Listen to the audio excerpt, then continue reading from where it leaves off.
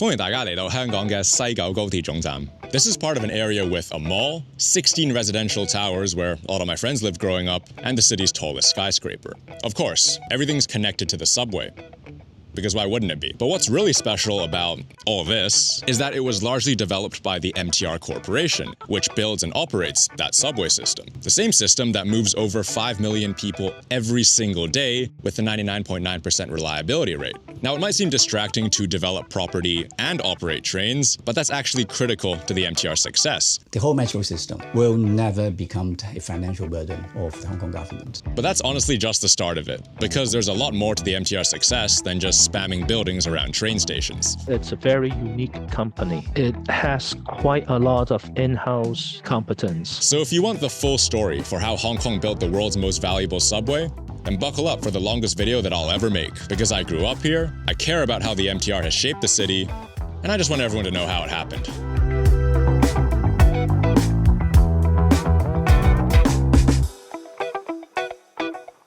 Like so many things in Hong Kong, our story begins with the British Empire. Back in the 18th century, the British were importing a ton of goods from China, especially tea. But the Chinese weren't interested in buying as much in return, which led to a huge trade imbalance and shortages of silver in Britain. So the British came up with a genius idea. If China didn't want goods, why not sell them drugs? If you're a global superpower today yelling about a trade imbalance, please, do not take notes. One thing led to another, and by 1898, the whole of Hong Kong was a British colony, which is why I, growing up here 100 years later, speak English the way I do. The British owned parts of Hong Kong in perpetuity, and other parts on a 99-year lease expiring in 1997. Some historians believe that 99 years essentially meant forever, since you have to remember at that point that the British owned half the world, and China very much did not. But fast forward to the 1950s, and it was clear that a 99-year lease did not mean forever, because communist China was on the rise, while Britain's global empire was fading fast. With Hong Kong being one of their last eastern colonies still standing, Britain was desperate to hang on in order to maintain influence in Southeast Asia, especially with the Cold War. So they came up with another idea, to turn Hong Kong into a free market utopia to demonstrate the true power of capitalism. While less crazy than the opium idea, this was still pretty bold. Hong Kong was not the city you think of today. It was corrupt, the economy relied on entrepot trade, and waves of refugees were pushing existing infrastructure past its breaking point. Turning Hong Kong into a premier city would require cleaning up and industrializing the economy, establishing global trade ties, and finally shifting to the high-value tertiary sector. All before the deadline of 1997, when at least part of the city would be handed back to China. As part of this push to build up the city, the British greenlit massive infrastructure spending, which is how the MTR was eventually born, because Hong Kong had some terrible traffic. Part of the reason was explosive population growth. Hong Kong went from 600,000 people after the Japanese occupation to 3.7 million just 20 years later, leading to a commensurate explosion in travel demand. But congestion was also a problem of geography. Hong Kong is surrounded by water, and most of the land is really hilly or otherwise difficult to develop. And even if you could build anywhere, Hong Kong has some incredible biodiversity. And people really liked it. So much so that the government designated 40% of our land as country park, rightfully protecting it from development, but also further restricting land supply. So the city couldn't just expand outwards. Newcomers instead poured into the same narrow strips of land between the hills and the water, taxing the existing roads harder and harder. And 75% of trips were already made using public transit, but these were mainly on the surface with buses and trams.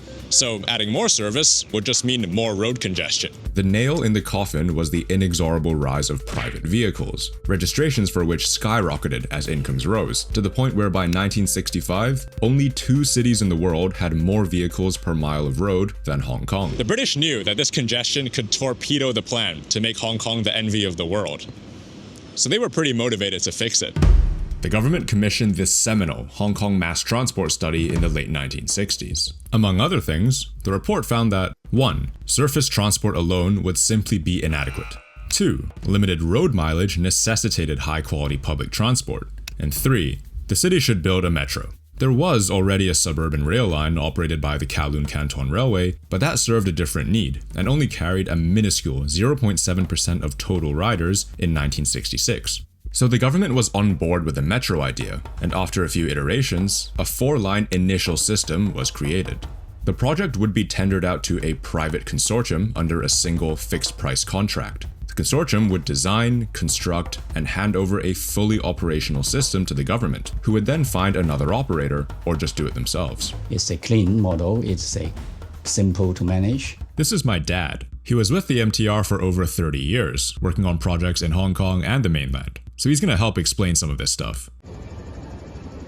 The contract was won by a Japanese group led by Mitsubishi. Agreements were signed in 1974, and Hong Kong was on its way to getting the subway it needed. Psych! That's the wrong number! It took less than 1 year for this to fall apart, because the oil crisis gave Mitsubishi the heebie-jeebies, and they withdrew entirely from the project. But instead of rushing to find a new consortium, the government began to wonder, why not do it ourselves? To divide a single line into different contracts is less risky. So that single contract was split up into 35 separate contracts, and the MTR Corporation was created to manage the whole thing. That was a very, very difficult lesson learned. The initial system was also scoped down to the modified initial system. Then the government made a crucial decision here that I'd argue explains pretty much all of the MTR success. They required that the MTR adhere to prudent commercial principles. For all the new lines, all the new projects, only under the kind of situation that we can secure a satisfactory internal rate of return, then the project can go ahead. And the day-to-day operating cost has to be fully covered with a bit of profit from fare box revenue and the non-fare box revenues. In other words, the MTR had to be financially sustainable without regular government subsidies. The colonial government correctly identified that regular financial subsidies meant exposure to the volatility of politics and extraneous motivations, something they knew firsthand from their experience running the London Underground. They therefore viewed financial sustainability as the only way to insulate the MTR against these politics. Of course, it's very difficult to break even, let alone turn a profit from offering transit services alone. There's usually a funding gap between revenues and costs. The government understood this and encouraged the MTR to bridge this gap by entering into other business activities, such as charging telcos to offer cell service underground, building larger stations to accommodate shops, or even developing property around those stations. And as the subway came online, Hong Kong began to see what this all actually looked like in reality.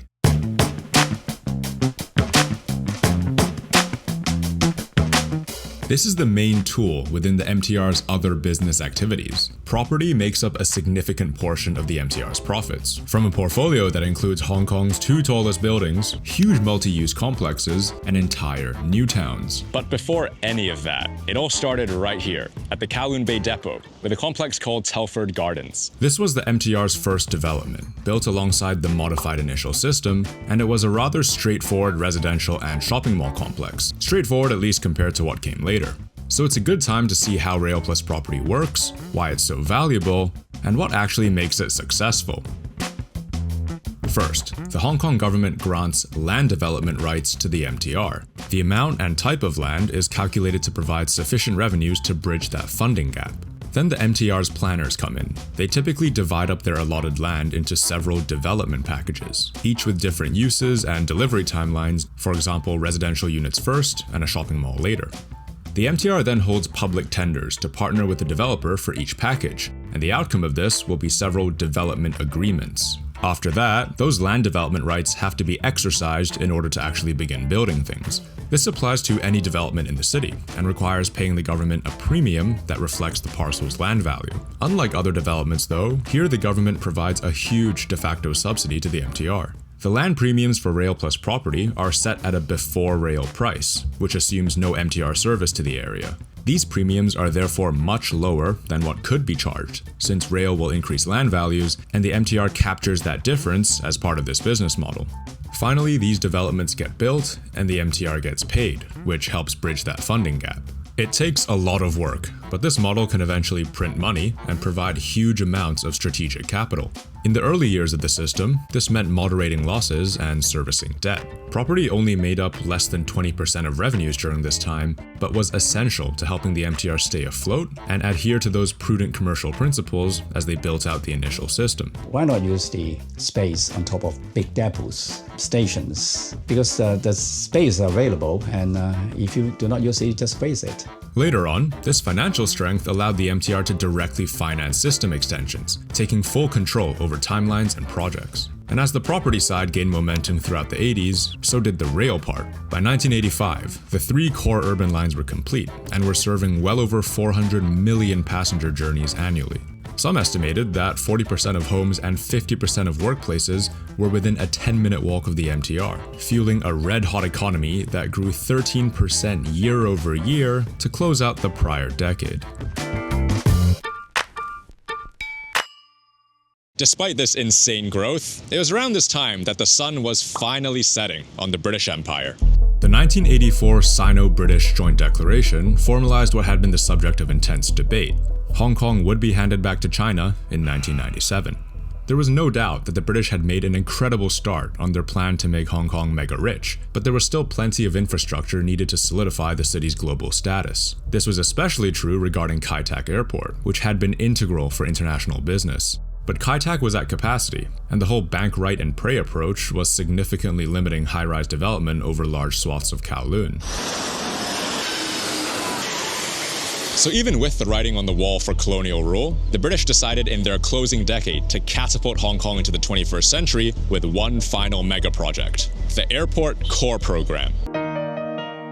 The scale was astronomical. Initially budgeted at over $25 billion in 1990 terms for 10 separate projects. The British called it a parting gift. The Chinese thought otherwise, saying that it would intentionally bankrupt the city. To connect this remote location with the urban core, 2 new MTR lines were envisioned as part of the program, the Tung Chung Line and the limited stop Airport Express. Since the line also sliced through undeveloped or industrial land, or reclaimed land that was created out of thin air, the MTR capitalized hard on this rail plus property opportunity. They essentially created 5 entirely new districts surrounding the line's major stations. And now that we know the theory of what rail plus property is, I want to bring you along to see these developments, because that's the only way to understand why this is also valuable.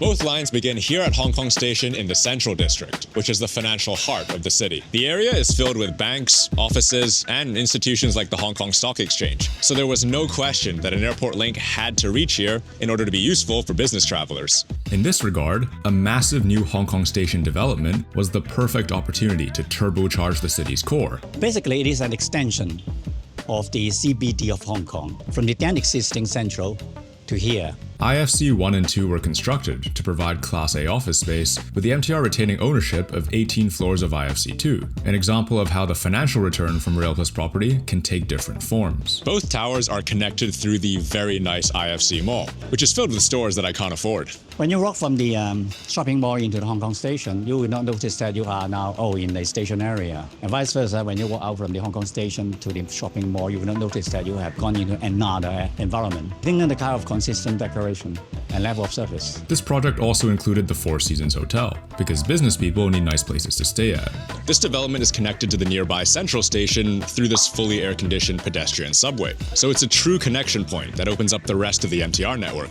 And there are fully covered footbridges to reach offices and those other unaffordable shopping malls. It's about as win-win as you can get. The MTR captures financial gains from having extremely valuable real estate near Central, and they increase that value because they were incentivized to create so much more than just a station. In return, Hong Kong received world-class commercial space to further bolster its global position, reflected in IFC offices consistently setting rental price records in the past. Leaving Hong Kong Station, both lines cross Victoria Harbour through tunnels built specifically for the Airport Core program, before arriving in Kowloon after 2 minutes. Getting off the train, things might initially seem similar to Hong Kong Station, because you just go up these escalators, and then you're in another shopping mall. But you'll notice that things are slightly more geared towards daily life. There's an ice rink, and a supermarket that's still pricey, but at least cheaper than anything in IFC City Super, because that place is nuts. A key reason for this difference is because 16 residential towers were built as part of Kowloon Station, providing housing for over 90,000 people. And while it's residential focused, there's still a ton of commercial space. This huge volume of developments was divided into 7 development packages. Initial developments, it has to be residential buildings, right? Because all these developments will put onto the market, and then the corporation receives cash immediately from the developers who support the railway construction cost. Then after a few phases of a few packages of residential buildings, then you can put the office buildings, the shopping mall, and also the hotels into the market. Then MTR would, for example, own part of the shopping mall instead of getting cash. So this would constitute a long-term cash income. The main purpose is to suit the market situation and also to suit the cash flow requirements for the railway project. It's not a stretch to say that Rail Plus Property created West Kowloon as a new part of Hong Kong, literally through reclaiming land, but also by making it a desirable place to live and a good destination for those who don't. This accessibility extends far beyond the MTR, with this massive public transport interchange that plugs into 13 bus lines and 4 minibus routes. Or you can walk 10 minutes to West Kowloon, which is actually east of Kowloon, to get on a high-speed train that'll take you to Shenzhen in just 18 minutes, or even Beijing in under 9 hours. But let's get back on the train, because we still have 3 more stops to make. Next, we arrive at Olympic, where 23 residential towers and the Olympian City Mall were built to revitalize the area. This is one of the oldest and most densely populated areas on the Kowloon Peninsula, so a lot of effort was put into recreational amenities, like the Olympian City Mall. The Airport Express actually skips this stop, and we won't spend too much time here for this video, but I did grab dinner here with Fergs after work one day. After a couple more local-only stops, we arrive at Tsingyi, around the midpoint between Hong Kong Station and the airport. The direct station development features 12 residential towers that have been fully occupied since the year 2000, and the Maritime Square Mall, with some cracked engineering where the tracks run through the mall podium in order to make the site constraints work. And we have to give a shout out to Sunny Bay Station, because it has the cutest little train to Disneyland. Finally, the Airport Express reaches the airport 24 minutes after leaving Hong Kong Station, while the Tung Chung line pulls into Tung Chung after 31 minutes. And there might not be skyscrapers here, but Tung Chung more than holds its own. It was the first of Hong Kong's new towns to be built on an outlying island, with 32 residential towers and the Citygate Mall replacing what had been a fishing village, with a ton of land reclamation, of course. A very functional township supporting the operation of the new airport beside. So it's residential and shopping mall, and also a certain amount of office areas. The area is now being expanded with the Tung Chung Newtown extension, which could take the total population up to 320,000. That's the entire population of Orlando, Florida. And I want to highlight the thoughtful design of this area. My parents work at the airport, and so Tung Chung is, the logical place to live. You don't want to live all the way in the city. This is Nano. He lived in Tung Chung for 16 years, and he reached out to me through my Google form. Nano offered to make these amazing maps you're seeing, and he's also working on some really cool projects. I was making a game show based on Jet Lag the game, so I did hide and seek across Hong Kong. I'm still editing it, but I'll be uploading it on YouTube at some point. Anyway, here's his experience living in Tung Chung. It's a really nice place because you go down, there's a lot of greenery, the roads are pretty empty most of the time, and when you live there, you're bound to make friends with people who also live there. So you sort of get to this point where you can go to your own clubhouse because you have like the resident card there, but also everybody else that you're friends with, you can go to their clubhouse as well. And so you're like, oh, let's play badminton. So we go to that one because that one's better for badminton. Or we'll play bowling and this clubhouse is better. It's just like, it's really nice. Everything's within walking distance. Hopefully now you can see why Rail Plus Property is so valuable to Hong Kong. The MTR didn't just create a rail link from the city to a new airport. They also created 5 brand new neighborhoods, each one significantly augmenting or revitalizing existing areas. And because this is all dense, transit-oriented development, it's arguably the most sustainable way to build a city. There's a ton of research on what makes Rail Plus Property successful, including this paper that identifies 4 success elements. First up, these properties are simply good.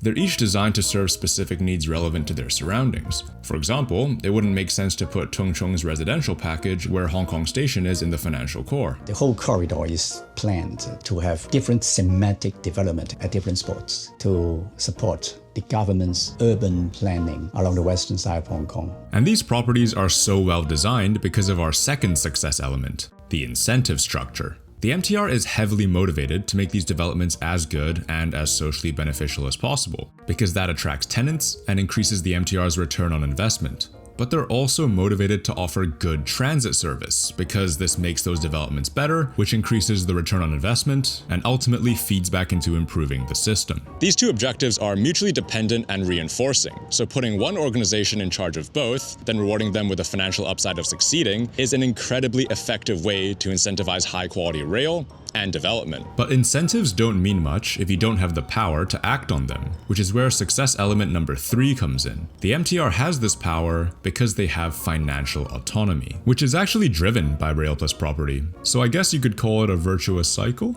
A steadily increasing proportion of the MTR's revenue comes from property, starting from around 15% in the 80s and now up to well over 40%. But perhaps more important is that the MTR has a high degree of control over this revenue stream. So with this financial autonomy, the corporation can do very good asset replacement, timely maintenance without waiting for approval from government authorities like other cities. Recurring cash flows from property rentals and management can actually be projected into the future, unlike traditional subsidies that have to be fought over every few years in politically charged public budgets. If you want to see that in action, just watch my Toronto video. And the MTR tries to make rail plus property financially sustainable by designing things on a per-line basis. For a new line investment, new line construction, the financial health is assessed individually. So you're not relying on system expansion to fund existing infrastructure. Otherwise, that'd kind of be a pyramid scheme. All the new lines of steel projects have to fulfill two things. As I said earlier, the rate of return has to be acceptable, and the day-to-day operating cost has to be covered fully.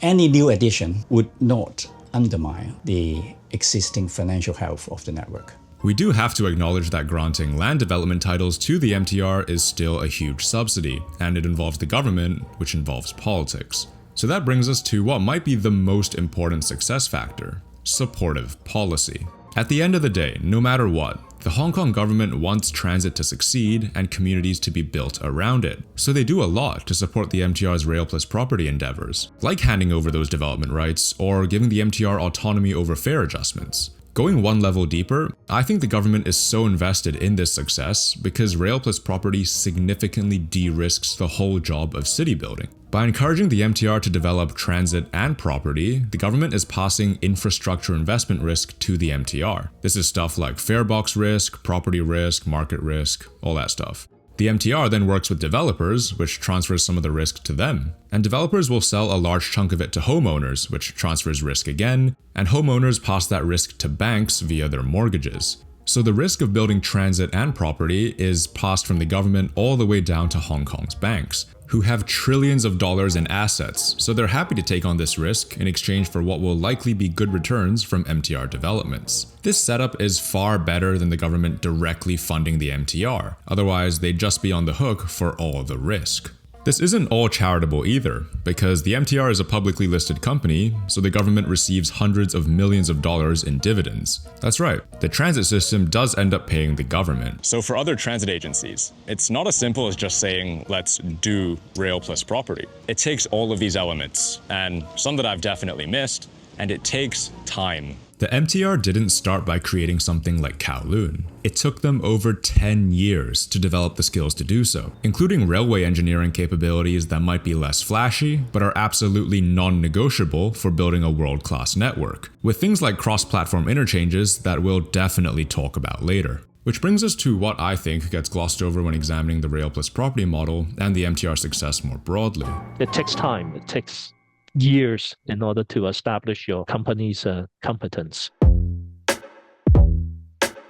This is Victor Loh, who spent 15 years at the MTR doing systems integration. When I left, I was the senior engineering manager looking after all the system integration for new projects. Victor worked on major projects like the XRL, so I asked him about the MTR's in-house expertise. Essentially, MTR looks after the whole project from start to finish, from feasibility to commissioning it, and it's handed over to the operations and maintenance arm of MTR and look after the system all the way to its decommissioning. This comprehensive knowledge and integration allows the MTR to iterate on past mistakes and build effectively across the entire project lifecycle. I don't think there are that many railway companies around the the world that carries such a wide portfolio. This didn't happen by accident. MTR engineers often create high-level designs and define clear technical requirements themselves, which keeps core knowledge inside the organization. Only then do they engage consultants to furnish out the details after that. It's not just one line. You need to know how the lines all interact with each other. How do you want to maintain that in-house competence so you know exactly what has been built, you know what is to be built, and you're able to operate and maintain it. Large projects were also consciously divided into separate smaller contracts, a trend that began with the modified initial system. This was mainly to reduce the risk of relying too heavily on any single contractor, but it also forced MTR staff to build up comprehensive knowledge of these complex projects, since they couldn't just hand it off to a single contractor who would do everything for them. This is a tough learning process, but it produces the kind of skill set necessary to complete mega projects like Hong Kong Station over and over again. In return, the MTR respects and maintains these departments properly, ensuring that experts from critical disciplines are retained on the payroll, because without this retention, the system would not be able to be expanded and maintained with such consistently high performance standards. This all sounds well and good, and all agencies probably want to build up this knowledge, so I asked Victor how long this usually takes. A new railway project usually takes about 10 years from feasibility study all the way to commissioning it. It's important for competence to sit through that whole 10 years in order to see the whole project life cycle from start to finish. Because very often, if you're only seeing the first 2 years of feasibility study, you wouldn't see how it play out throughout the remainder years of the project. Or if you only see the testing and commissioning, you would not understand how the particular specification was established in a particular way. There really are no shortcuts. And once you have these capabilities, they're very easy to lose. It's very easy to lose it because new railway projects peak and trough. You finish your current batch of projects and you're waiting for the next set of projects to start. And there could be, 2 to 3 years of a gap where a particular expertise may not be needed. And if your resource planning is not right, or even with your contracting strategy is not right, then people would go elsewhere and you would lose that knowledge. And once you lose it, it's very challenging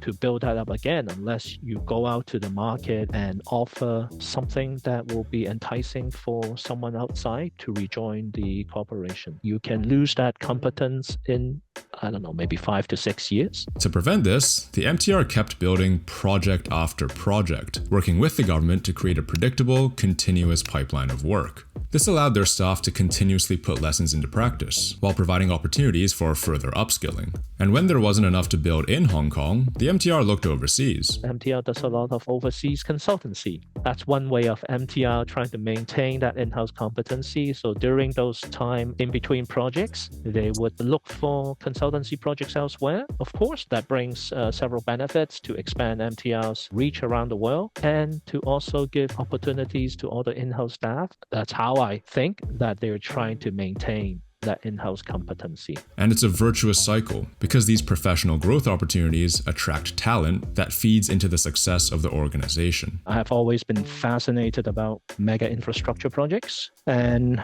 when I graduated, there was an opportunity to join these mega infrastructure projects in Hong Kong. I was thinking, to give it a shot for a few years. A few years turns into 20-something years. With all that being said about how the MTR builds and retains expertise, that wasn't always the case. Back in the 80s, as the urban lines neared completion, and before the Airport Express and Tung Chung line, it wasn't clear what the MTR would build next. Keep in mind that there was some uncertainty regarding the handover. So a lot of the MTR's initial project staff looked for opportunities elsewhere. Some went back to the UK, while others continued on to Singapore to build out the MRT. And when Hong Kong eventually started on the Airport Core program, a lot of the expertise had to be brought back and retrained, or pulled from the open market. This and other factors contributed to bringing construction costs up to a staggering 35 billion Hong Kong dollars at the time. That's when they realized they have to adjust themselves in terms of managing new projects. So as the Airport Express and Tung Chung line wound down, both the MTR and the government were eager to avoid excess brain drain. This likely factored into the government quickly approving the Cheung Kwan O line in 1998 to support another new town. This short time gap between projects, along with the fact that it was a good project, allowed the Chengquan-O line to be completed ahead of schedule and 14 billion Hong Kong dollars under budget. The MTR would later develop Lohas Park in the area, which just gets crazier and crazier because it has 40 residential towers and will be getting 10 more by 2026. So, lesson learned. You have to keep building things in order to retain expertise. But then the MTR did something very interesting. They arguably built too many things, showing us another angle on why expertise matters. Around 2010, Hong Kong embarked on 5 extremely ambitious rail projects: the West Island Line, South Island Line, Kwun Tong Line Extension, High-Speed Rail, and the Sha Tin Central Link. Having just one of these projects in most other cities would probably be a big deal. The MTR was pushed harder than it had ever been before, and the same went for Hong Kong's entire construction industry. Contractors had trouble finding workers, consultants were stretched thin, and even government departments suddenly had their hands full managing everything. So issues inevitably arose. The most jarring one was a case where thousands of steel bars were cut in order to make them look like they were fully screwed into couplers. Not only was this super illegal, but it was also dangerous. This painful lesson demonstrated that there are always limits to how far your expertise can take you, even for well-established organizations. The government made sure to note this down, exploring these project management shortfalls in great depth in their official inquiry. And as the MTR approaches half a century of service, some of their other limitations are now better understood. A big one is how the MTR has anchored a lot of their success to property. While the upside is high, it opens the company up to volatility in another asset class, which can, for example, severely affect the financial viability of a new line, and therefore the city's transportation, if property values just fall unexpectedly. There's also the question of land availability. If the MTR somehow can't get their hands on good sites, or if development patterns in Hong Kong don't line up with MTR plans, then perhaps the feasibility of this model is called into question. And the revenues from Rail Plus property are critical because the MTR has high costs. It does take a lot of money, I would say. It takes a lot of financial consideration to make it work. Maintaining so much expertise in-house takes money, especially when you realize that the MTR often acts like a developer, transit agency, and central planner all rolled into one. The counterpoint here is, of course, to ask, how much would it cost to outsource all of these capabilities? Finally, the MTR is a relatively young system, so they simply haven't had to deal with the problems of older systems yet, like the London Underground. Replacing old assets in particular is a big deal. A lot of the MTR's equipment needs to be replaced and modernized, from signaling to air conditioners to some of the most used escalators in Hong Kong, and maybe even the entire world. It's really challenging because you are trying to replace asset in a very busy railway. You may be left with just a couple hours every night to undertake that work. Nothing lasts forever, and it's a lot of work to maintain these things, and this is all coming at a time when it's really difficult to predict the future of Hong Kong. The MTR is in pretty much as strong a position as you can get, and their financial modeling should theoretically account for this, but reality can often be different. And until they can handle these challenges successfully, all we can do is watch. And I have a bonus limitation for you, or at least a point of debate. I've made it pretty explicit that I think the MTR's success is largely driven by its profitability and therefore financial autonomy. A lot of people won't like this idea. There's a very valid argument that transit is a social good and shouldn't need to turn a profit, something I generally agree with. But you cannot deny that whatever the MTR has done has clearly worked for Hong Kong. Yes, there are aspects that you probably don't want to emulate, which we'll discuss before this video ends, but I don't know how else the MTR could have operated. All we can do is evaluate what exists in reality, which is a system that has helped turn a tiny fishing village perched on a rock in the South China Sea into a global financial powerhouse with a GDP larger than South Africa, all in the span of 3 generations. On that note of what's possible, eventually that wave of projects were completed, and I want to highlight 2 of them. The East Rail Line isn't the MTR's longest, but it now directly connects Hong Kong Island with the Chinese border thanks to the Sha Tin Central Link. And that was a mega project in every sense of the term, requiring the reorganization of existing lines, building 10 new stations, and laying a new tunnel across Victoria Harbour, on top of massively expanding Admiralty Station. Then the South Island Line also plugged into Admiralty, but 1 level deeper, over 50 meters underground, and necessitating this monstrous cavern for what I counted were 15 escalators.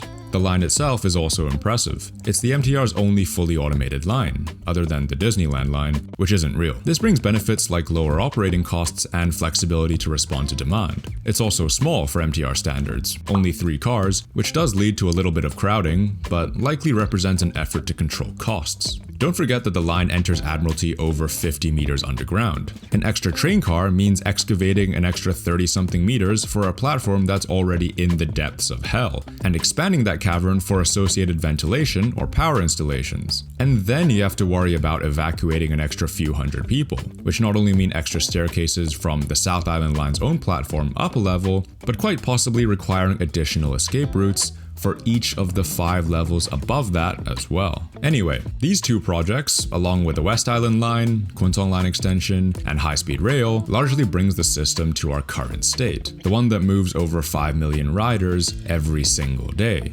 And after an operational merger with the KCR back in 2007, which further smoothed out service, I think it's fair to say that the MTR truly is the world's most valuable subway. But in case you disagree, or are just so hooked by my riveting praise of the MTR by this point, I have 3 examples to back this claim up. Focus helps everyone, from engineers to financial planners, understand what to optimize for. Let's use the Airport Express again as an example. Kai Tak Airport, the old airport in the middle of the city. It will just take you half an hour to go to Kai Tak Airport. So the kind of journey time has been embedded in Hong Kong people and all the frequent travelers to Hong Kong. The conclusion is that this 30 minutes concept has to be maintained. And that's why the top speed of the airport railway is 135 kph. This is important because if you don't have a vector to optimize, you end up with a watered-down compromise that doesn't do anything particularly well. There are plenty of examples that I won't name right now because I don't feel like being particularly harsh. And beyond engineering details, the MTR had a focused idea on what the passenger experience should look like as well. They did 2 rounds of interviews in the old Kai Tak Airport. The first round was in the economy class waiting area, and the second round interviewed in the business class lounge. And the conclusion was that the airport railway should suit the expected level of service of the business class people. And also, they will be more eager to take the airport railway if there are facilities to take care of their luggage. That's why the in-town check-in facilities are added in. You can check your bag in before you get on the Airport Express, just like you normally would at the airport, and then it goes all the way to your final destination in another country. This was admittedly way more popular before COVID, but it still exists.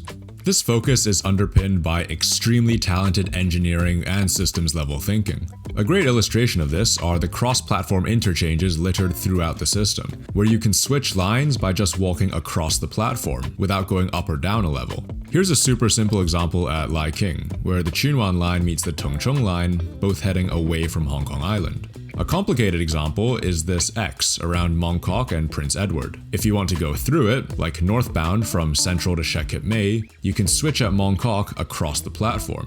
Same thing if you're going in reverse.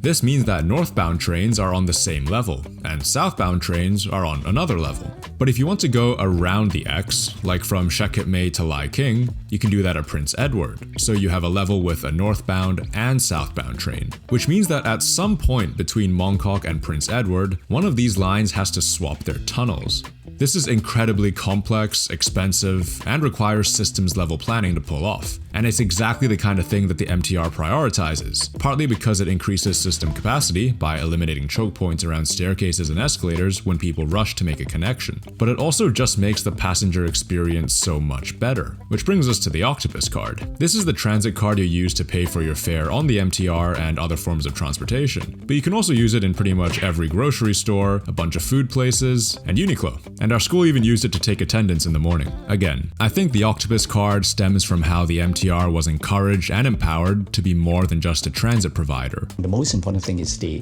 public accepts it, the public wants it. It's market driven. Now for the big question. Can other places replicate this? And should they even want to? In short, Not really. No city can replicate the cocktail of factors that nurtured the MTR. Things like an extremely motivated colonial government, massive economic growth compressed into just a few decades, and the resulting combination of extremely high urban density and even more extreme land values. These factors all work in concert to create an entity like the MTR, to give it the opportunities to develop valuable property, then have the finances work out because high costs can be offset by even higher revenues. But that's only if you're trying to replicate the MTR wholesale, which I'd argue misses the point. Instead, I think we should focus on adding the strengths and limitations of this model to our collective toolkits, because every place is unique, and there will never be a single solution to building good transit. Alright, grab a cap, see you in the next one. Alrighty, the video is over, but I have some exciting... Oh, I should film this actually.